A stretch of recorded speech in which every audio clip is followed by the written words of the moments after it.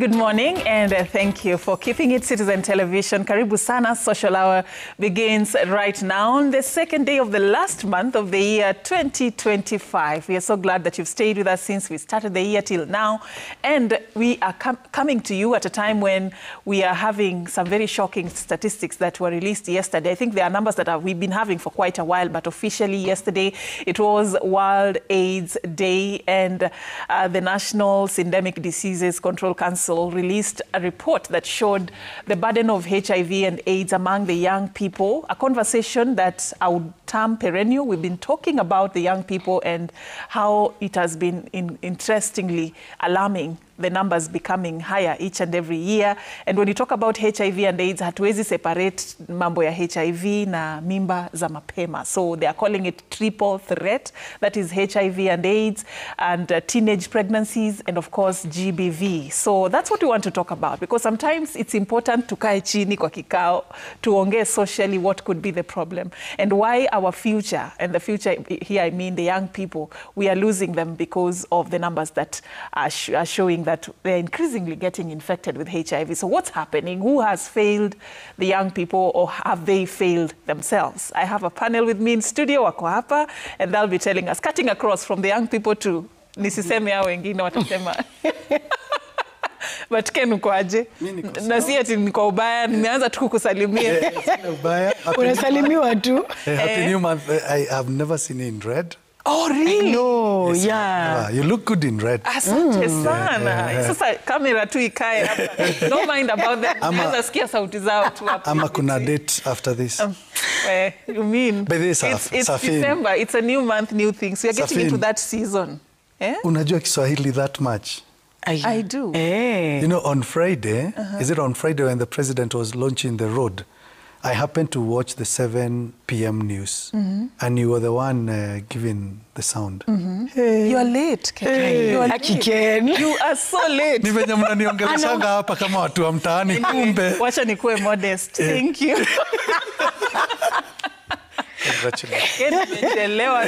That's the other side of me, eh? We're here laughing, but guys, it's not looking good. It isn't. For a holiday, and the young people are out there. There's a lot that's happening. In fact, now that you're talking about the news, there's a story we read just a few days ago. Kuna a young person alianguka kwa balcony. Yeah. Sijui kama alianguka or what. It's still a case that is being investigated. It was a house party. And there's a lot that is happening right now. A lot. House parties, sijui what. Young people are just out there busy 24 hours a day. Na nikisema tunaingia kwa hiyo season, I saw a meme. Wanasema hii ndio season unatoka kwenda kununua mkate kwa duka, unajikuta uko Nakuru. Naivasha. Yes.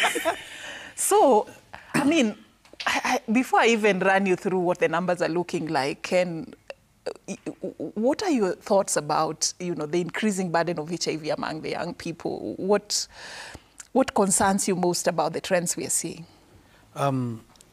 22 years ago, I was working with the church, and we were one program was being sponsored by the UNFPA. And one of our duties was to ensure that we sensitize people about the effects of sex at the onset, at the very early age, teenage pregnancy, and HIV. I can't imagine that 22 years later, we are going back, we are negating what we have won, we are losing it. We should have been winning by now. It is sad to hear that what the 1980s and the 1990s was fighting is what we will restart. Whereas we are supposed to be progressive, we seem to be retrogressing now. It's unfortunate that maybe even the psychoeducation is not happening. But when you look at the 15 and the 19s contracting HIV, the question at the back of my mind is, from who? Who is this carrier? That is making 15s and 19s. Teenagers amongst themselves, unless at birth, and I believe at 15 at birth, in 2010 we had made so much progress that even during pregnancy, even if your mother was positive, the mother-to-child transmission was very low, meaning these teenagers must have lived HIV-free. So where are they getting it? Who is this that still wants to transmit HIV? Are we getting that reckless for lack of a better word, are we now eroding even the morality? Because 19s and 15s probably, in my assumption, I don't know about the data, maybe you tell me, they might be getting it from the 30s and the 40s. What are my age mates doing with children is the question I want to ask. Why are we doing this to our children? Why are we spoiling? Because once the stigma comes back, you know, kitambo, in my culture, you'd hear somebody say, akona mukingo, because the neck would grow, the hair would fall. There were so many signs when AIDS was Ukimwi, yeah? People were afraid, and you know. And the signs were there. Like you'd actually tell. Today, no, you can't tell because medicine and science has really progressed. So you will walk around, and 19s and 15s, I can tell you for the next 10 years, if we don't do anything, we're going to be talking of 50% of our population because this generation is the highest population that we have. So it's a worrying trend, and for me, I am worried because as a father of a teenager, it means I need to do more. You need to do more. I agree with you, and also the fact that there could be a possibility, and I'm very careful to say this, there could be a possibility with what you said, 34-year-olds and going up, infecting the younger population. But again, on the same point, one thing I would like to add, there is a bit of concern on the peer-to-peer transmission. In as much as tunasema mother-to-child transmission imepungua, there is also that conversation going around, wazazi, it may increase, It may increase from 7 to 9% the last I checked. And the biggest concern is not even that increase. It's the lack of information ya mzazi anajua ako positive anazaa mtoto, maybe akapata hiyo virusi, but hamwambi. So this child grows to an age, anaanza hii maneno. And the age of sexual debut pia imepungua. Ukiangalia hiyo report, wanaanza hizi vitu mapema sana. So mtoto amegrow, ako positive, hajui, hajaiambiwa na mzazi, yeye anakunyonga tu dawa na hajui ni kwa nini. Maybe anaambiwa ni ya homa ama ni ya whatever.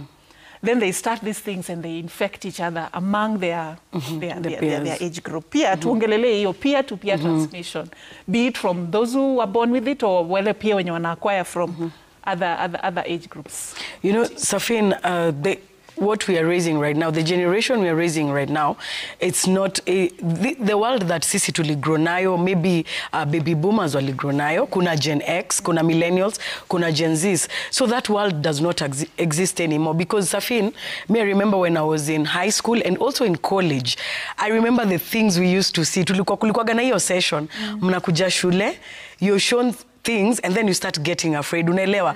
But right now I can tell you for sure, I don't think hizo vitu ziko kwa syllabus anymore. Sijui kama ilikuanga syllabus or whatever it was, but tulikuwa tunakuja tunaonyeshwa, unaambiwa ndio hii AIDS, ndio hii herpes, tulikuwa tunajua hizi vitu, gonorrhea, whatever. So in your mind tulikuwa tunashtuliwa. Generation ya saizi, the fear was really good, I can say. But you see now, that world does not exist anymore because the generation we are raising right now, hawa ni watu totally different. These are kids, mtoi hata akiwa na 6 months anaoperate simu. How is that even possible, Safin?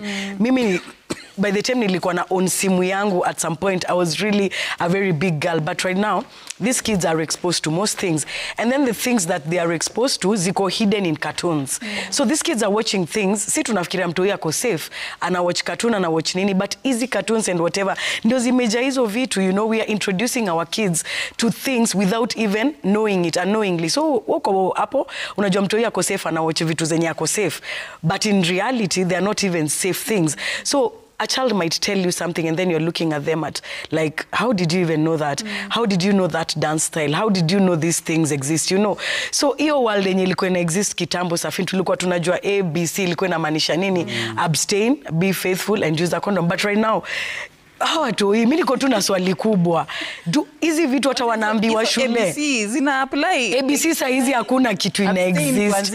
Abstain. Unajua kitambo ilikuwa you get tested. So when you get tested with your partner, ulikuwa unaenda sasa unakuwa faithful. Okay, saa hizi you can be tested. Kwanza nowadays wanapimana na macho. Nikiangalia hivi Safin, naona Safin anakaa fiti, Cutie anakaa fiti, Bobby anakaa fiti. Haizikuwa nayo. So saizi hata nini mambo za VCTs and all that. Wajua kitambo hiyo ndio ilikuanga the main thing. Like you have to go get tested. That was the first thing when you get into a relationship.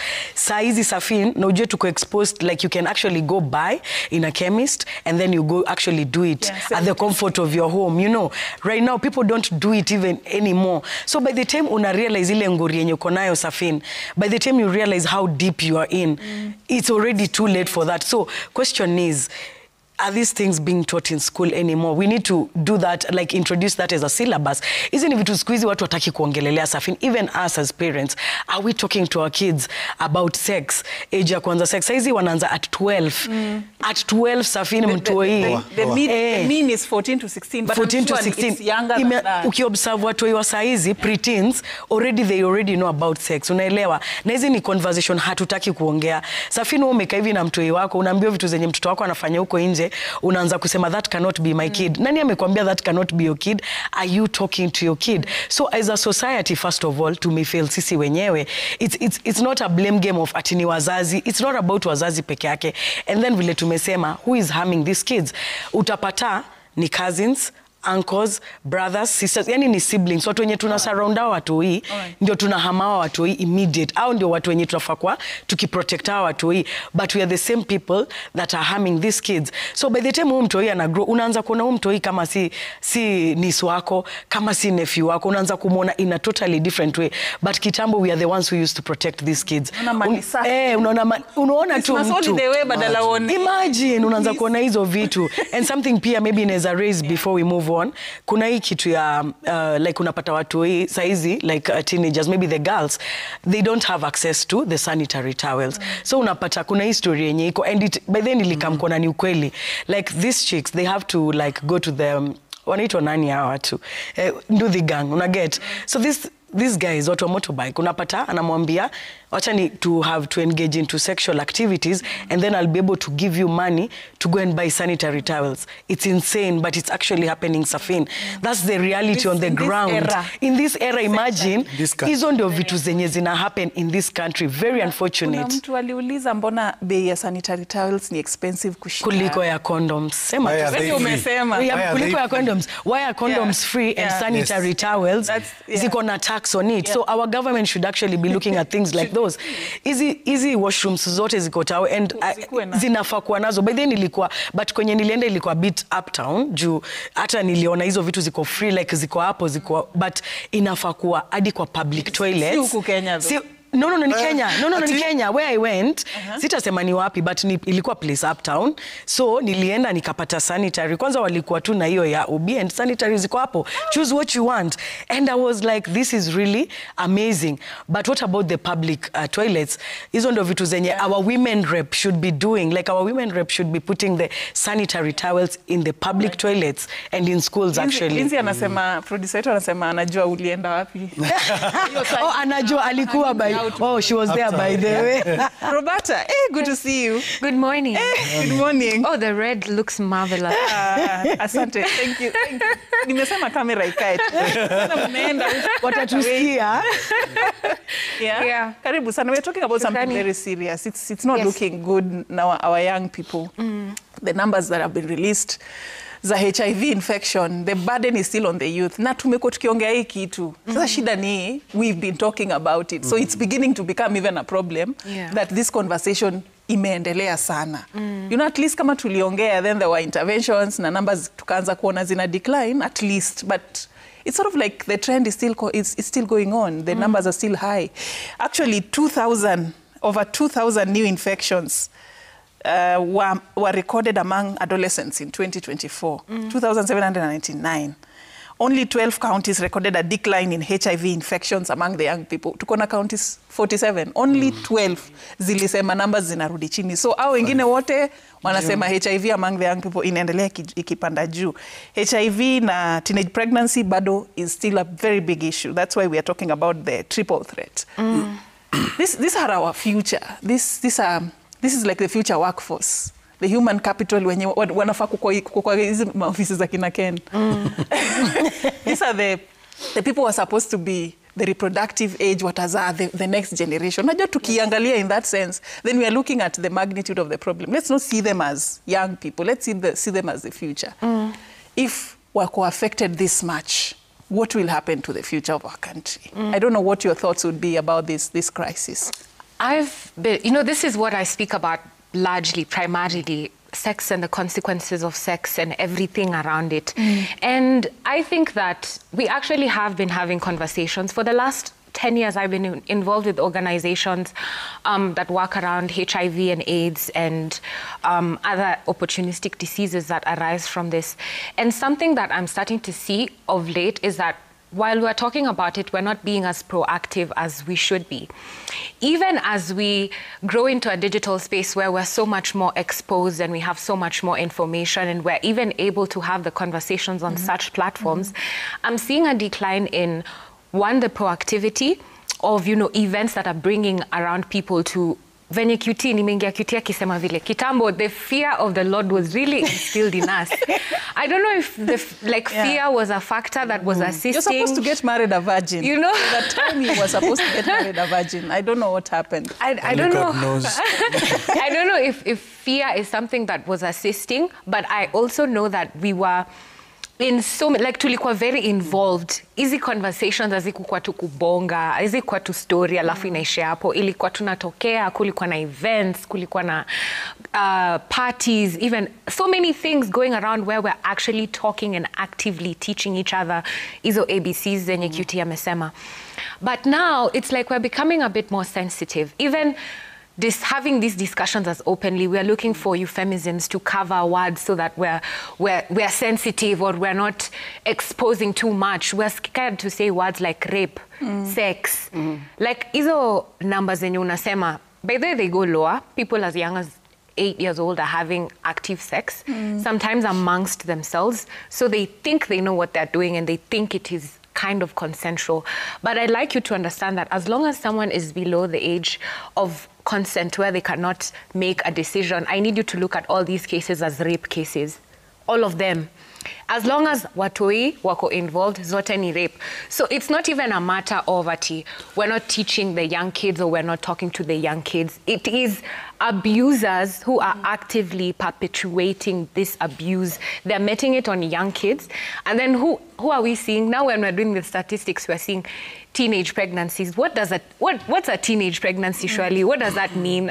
This child was assaulted sexually and now they've ended up pregnant. So it's not even teenage pregnancy. Exactly. That's sort of like sugarcoating it. Exactly. Yeah. We're making it look like watoto wameharibika, watoto hawazii. Watoi wako na information saizi. Watu kama mimi tuna exist wengi sana who are having the conversations actively.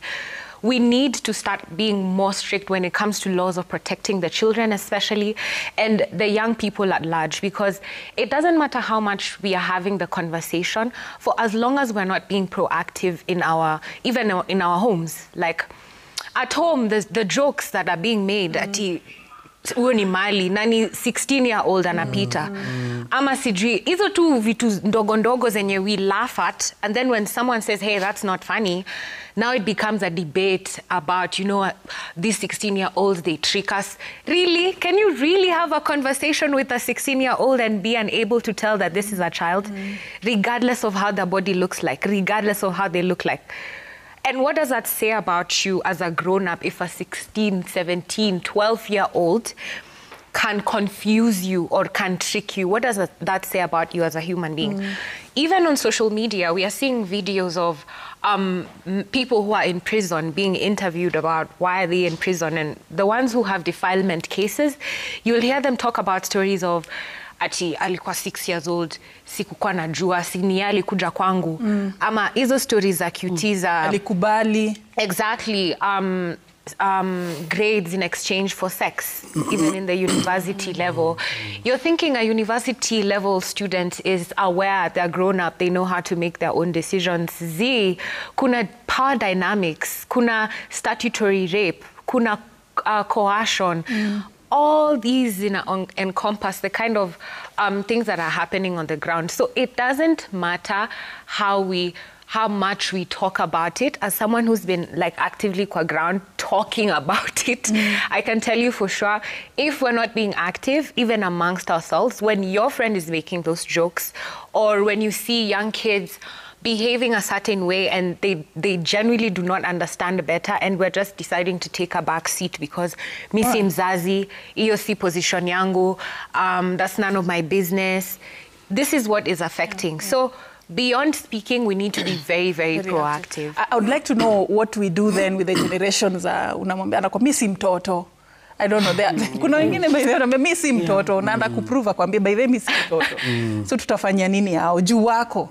And they will really try and run away from the fact that they are children. But before we get there, there's been a lot of talk about let's talk to these kids, Ken. But then shida inakuanga in this side of the world, sex is still a very taboo topic. How do you just sit down with your son and daughter and break down that subject? Talk to parents who are finding it hard to get into that space. Because what usema, it's about time we stop hiding ourselves, our heads in the sand, tuongee hizi vitu. But then the how, ndio sasa shida inaanzia. So how do we do it? Especially sa wako holiday. Tunaanza aje hata?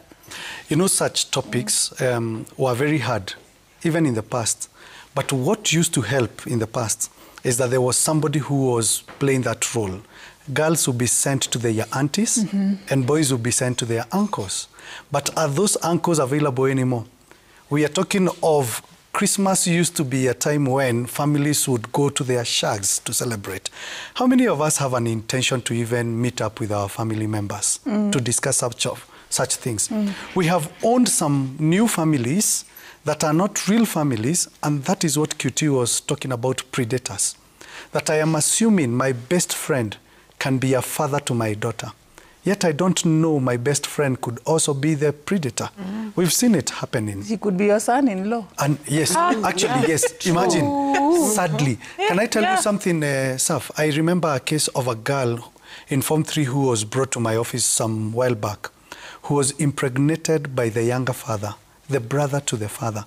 Because the younger father had passed exams, akaletwa nyumbani amfanyisha tuition. And he took advantage of his own daughter, because that's a daughter. What will this son or daughter who will be born call their own father? Does he become a father? Does he become a grandfather? Who is the mother now at the end of the day? So for me, what I say to parents is, number one, you cannot pass the buck. You cannot assume that you're too busy to not have time for your children. You cannot have hard conversations if you are not even ready to have the soft conversations. You cannot talk about sex to children from an adult's perspective. You can only talk to them in their own language. And we need to demystify. I don't agree that a child can tell you, mimi ni mtu mkubwa. Then tell them to pay taxes. That's where they will draw the line. Tell them to start contributing for rent in that house and to start bringing bills and paying them. You will realize that they only want to be adults at their own convenience, but not when it is supposed to be their adults. I also want to say what Roberta has said, that being given an ID does not mean you're an adult. It is just a process of the government to say that now you can be held accountable for your decisions. But we've seen children at the age of 25 who are unable to leave their parents' house because they are still indecisive. We've seen even 35.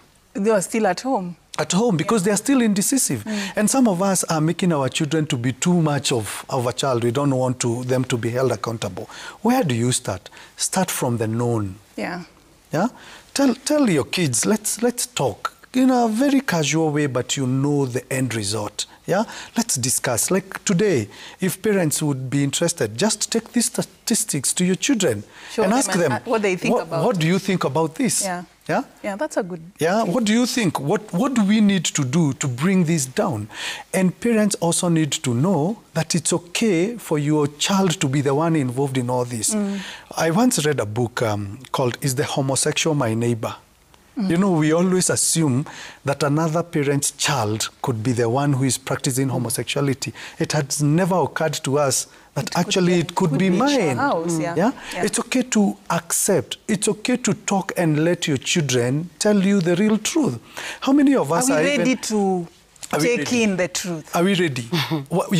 You were even saying earlier, a few minutes ago, that some children are being raised HIV positive and nobody is telling them.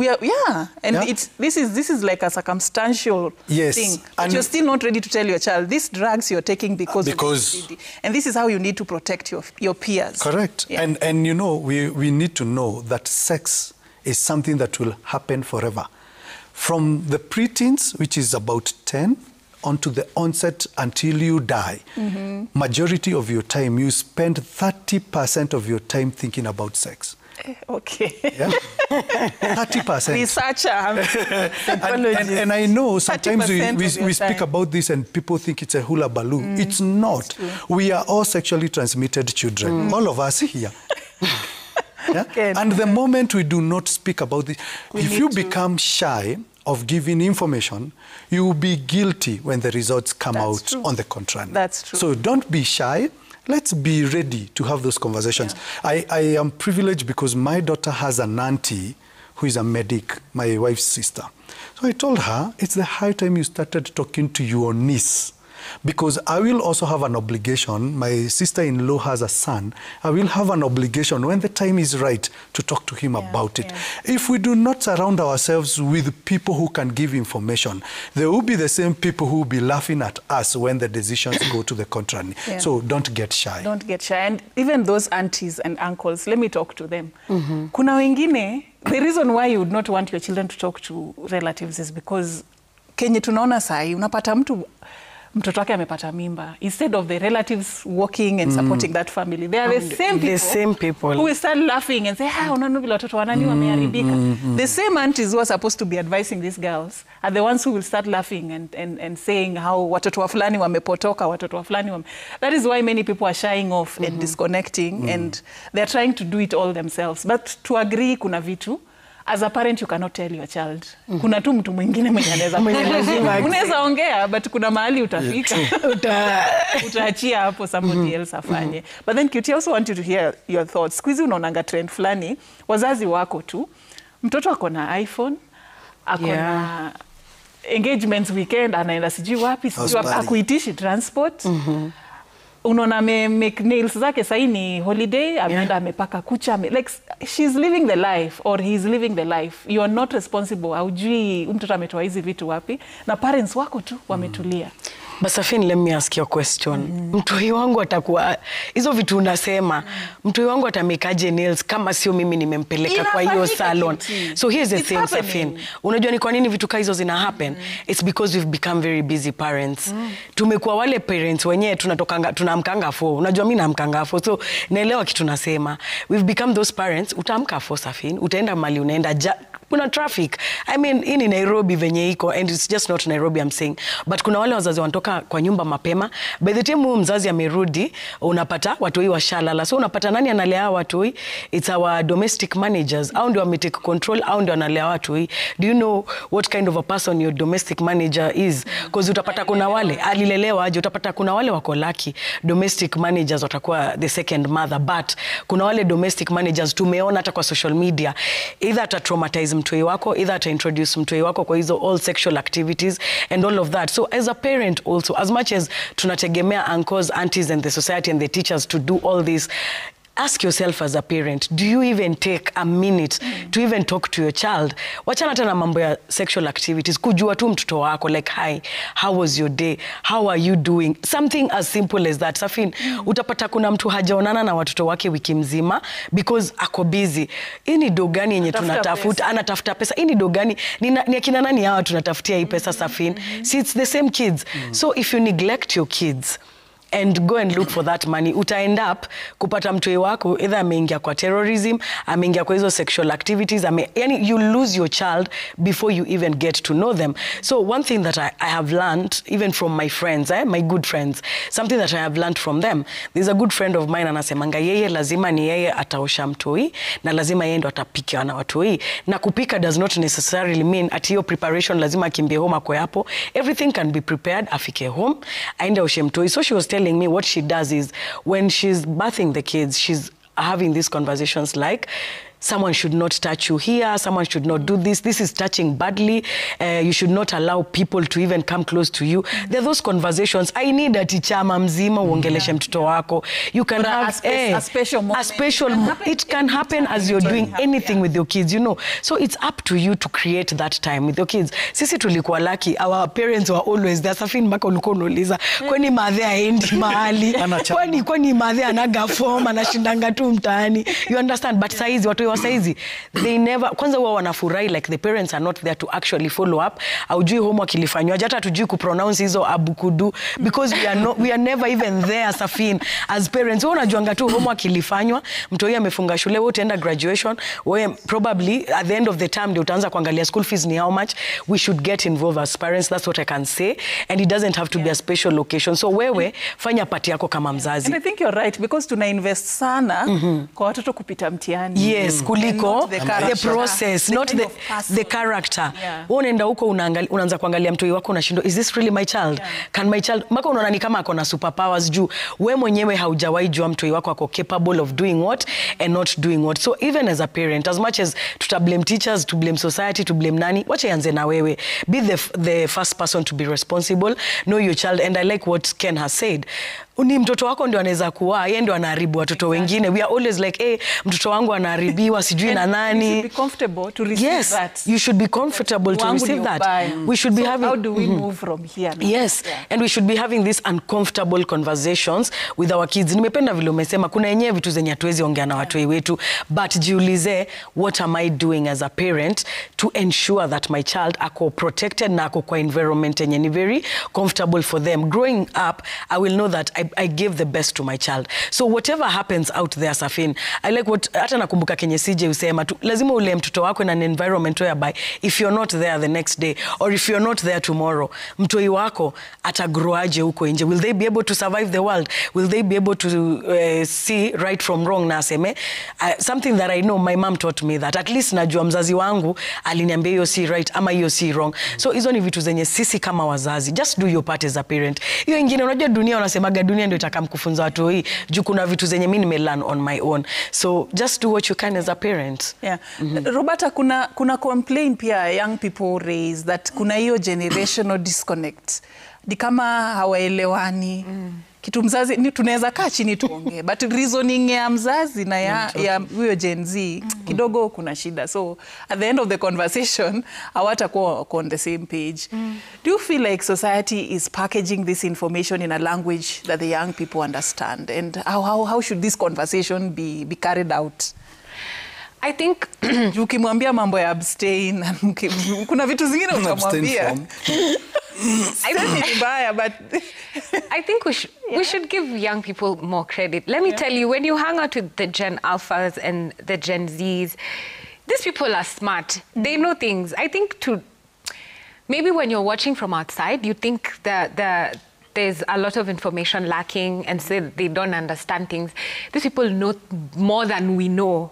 More than we knew at our age, because they're really exposed to a lot, and they're very bold in asking questions. Like they're able to ask you, ini nini, condom ni nini, ni ya kufanya nini. Sisi hata ungeona condom wapi one, ungeitoa wapi na ungeanza kuimagine hata aje kama si kwa textbook tukifunzwa. So I think we need to give them more credit, and because of this, information in sex education, information is usually packaged according to the age group. So the information is literally, it's tuned down to whatever you can take in at whatever age. When someone is 2 years old, 3 years old, there's a certain way you need to talk to them about their private parts or their body or their anatomy, so that they can understand what is what. Even when they're 8 years old, even at every age, even now at 35, 40, 50, trust me, there's things you don't know, there's things you've never heard about. And someone should be able to explain it to you like someone who is hearing it for the first time. So it's not that at information haiko.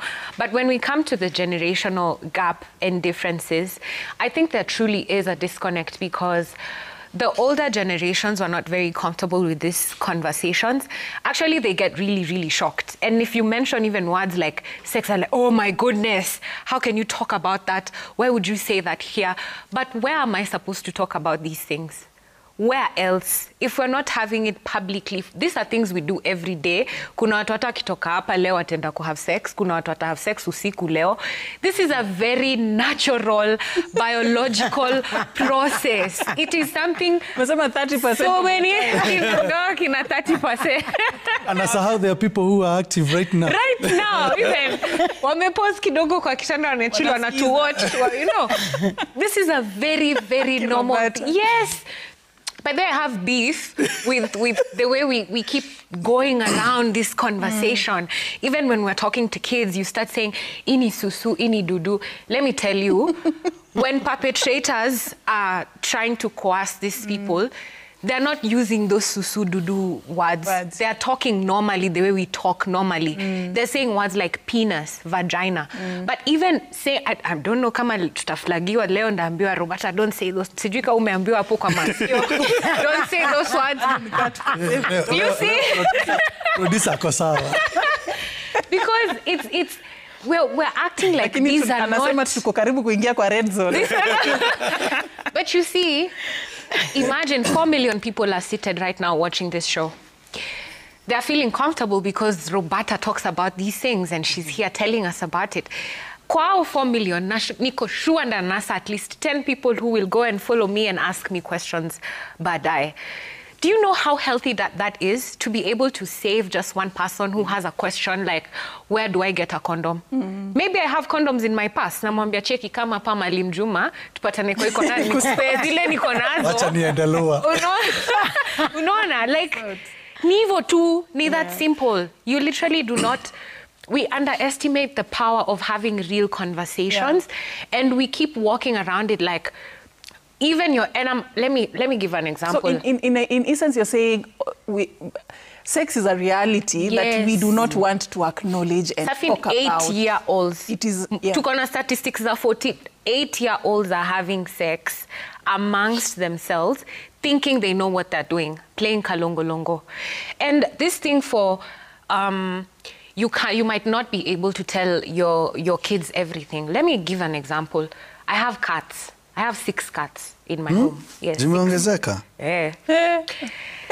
These cats, when they hear, my cat is having sex. Amepata watoto. Do you see how natural this is? So, these 6 cats, if they... Watu wanacheka kwa studio, like this story ni real. When they hear a loud bang, or when something, window ijifunge, or something happens that scares them, they run directly to me. Immediately. These are animals that can't talk to me. They can't tell me, oh, nimeogopa. They just show me with actions.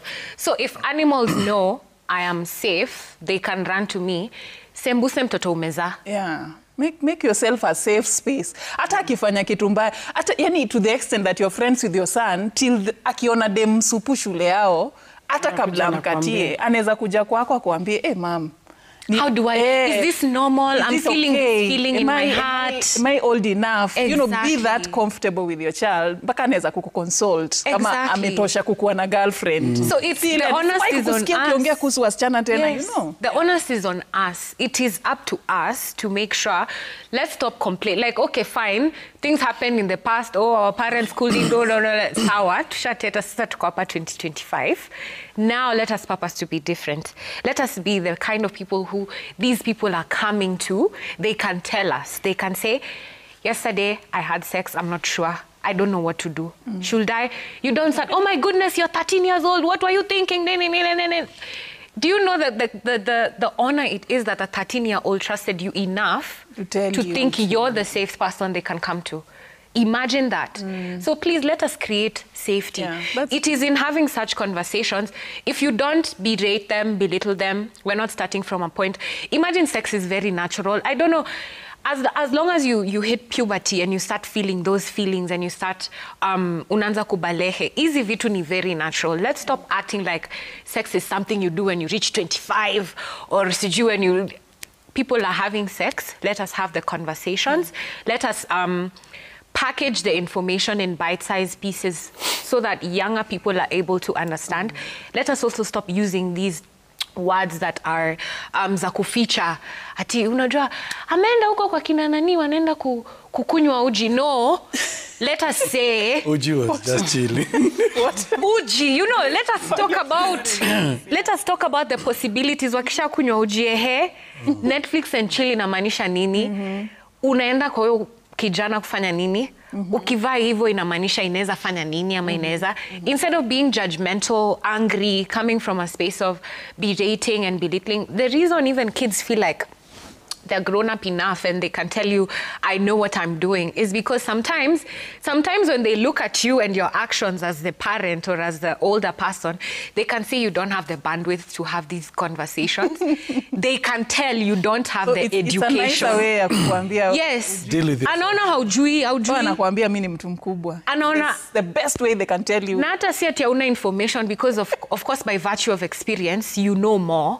They are seeing you don't have the emotional intelligence to navigate this situation. If I already know I go talk to my mom, she'll start screaming at me. Why would I go to her? Yeah. Why? Yeah. If she's going to throw a tantrum, let me go for QT. Yeah. QT atanipeleka out, tukule pizza, ani-educate, alafu anifikishe home, kana sikia poa. Alafu kuulize pole pole, na huyo boy, Roberta, ni nini unapenda kumuona? Utapata nimejibonga mpaka hata... Mbona unapenda huyo boy? Unaona? Hata utamwambia everything. Na kwambia, mimi sionika anakufa, si kwa ubaya. Yani there's a way you can talk to someone. And then history ya parents pia kuishi the holier than thou. Kind of. Ni fake. In my time, in my age. Mimi nikiwa msichana, mimi nikiwa kijana, like fine, but how watoto wana grow kwa a very different environment. Plus our parents had us really young. They were having us at 19, 20. So now when you're getting pregnant at 18, they're shouting, bro, I'm just the apple that fell very near. We're not saying it's okay. We're just saying, yeah. Hii tree ndio hii hapa naicheki. So, tuongee, tukwe too honest with each other. Mimi personally, saizi at my age, having these communicative spaces, it's not something that happens automatically. I didn't always have the space to go to my mom. And even now, I choose and pick which... I know she's watching. I choose and pick which conversations to share with her. But I promise if something crazy like that happened to me, honestly, who else should I go to? Hakuna mtu anani understand kama yena. At the end of the day, ni yeye atanificha uchi, ni yeye atani-protect, ni yeye hata akasirike aje afure. Ni yeye tu atanipenda kuliko mtu yoyote. So she's supposed to be the safe one. Ken, unajua... We need to save this future generation. We need to start doing things right. We need to be sitting here next year na tunaongea about numbers decreasing. Yeah? But then how do we get there? Conversation and talking is part of it. But then just take us through other things, other ways that you think go wider, even society, even Gava, even companies. You're talking earlier about a corporate approach to this. How do we do it differently? You know, education will have no end. We have to educate people everywhere. I hate it when people just take it as a job. I go, do, but I am not passionate about it. There must be some passion. I am not going to talk about anybody because I don't represent.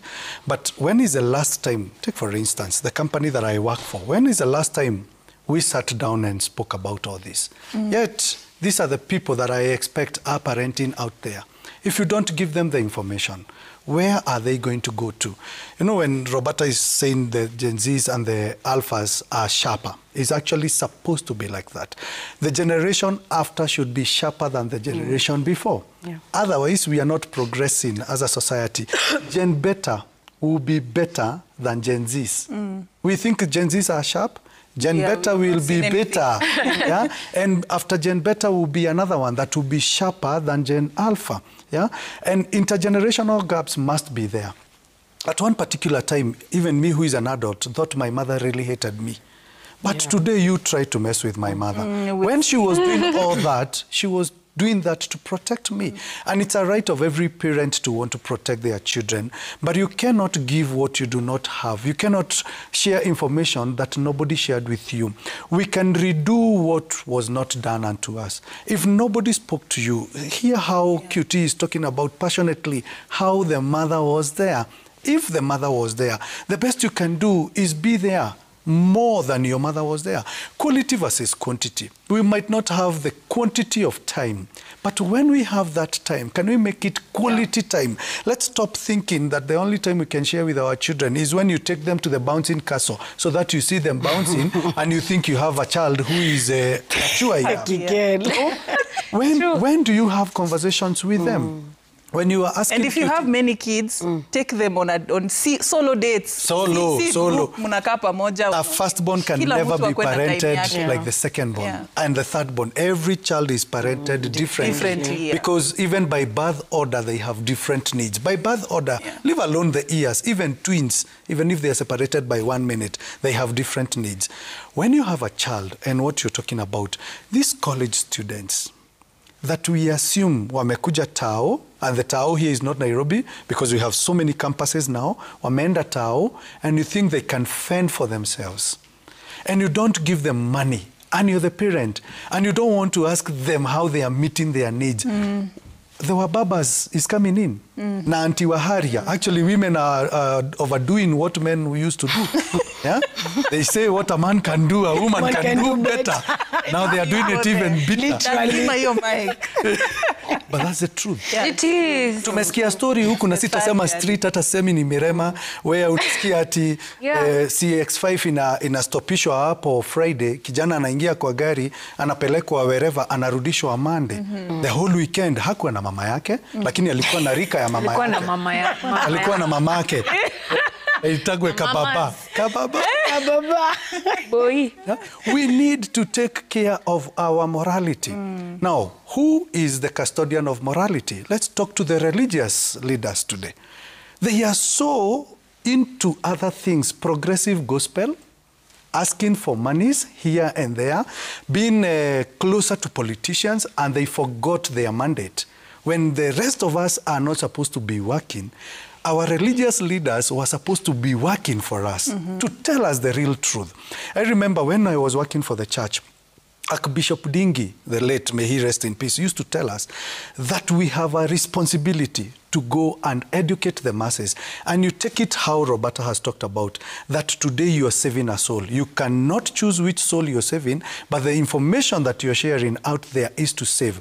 Let's even go back to our schools. Let's not, and with due respect, the principals and the people in management, stop just inviting the hype people. Wakuje wachekeshe students. After kuwachekesha, what next? Amewaachia nini ya maisha? When you meet somebody, allow me to share, kuna kijana, I missed a flight in Eldoret one day and I was very devastated. Juzi tu, nimekaa tu hapo, kijana akakuja akaniambia, hey, you look familiar. Nikamwambia, oh, really? Kaniambia, what's up? Nikamwambia, I have missed a flight. That boy reminded me that I taught him in 2008 somewhere. And he booked for me the next available flight with no cost. I don't know whether he paid for it or it was a free seat, but I did not go through. He remembered me because maybe I had an impact on him. Whom are you touching today? Today, we are speaking to these people who are watching us. We are telling them it's okay to delay the gratification of sex. You will still enjoy it. I'm not the kind of people who will tell you that sex is bad, yet I am married and I am expecting it from my wife. What I am telling you is delay till you get the right person.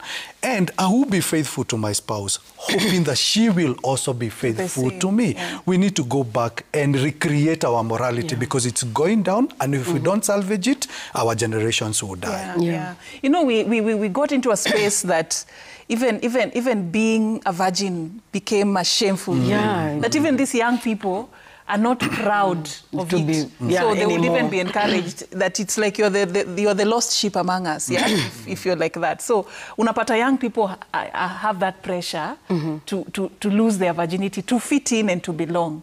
And I like what Ken has said. Let's redefine our morality. Let's go back to the basics. And it's okay to be different. Parents need to accept that generation ya kitambo na ya sahi ni tofauti. It's okay.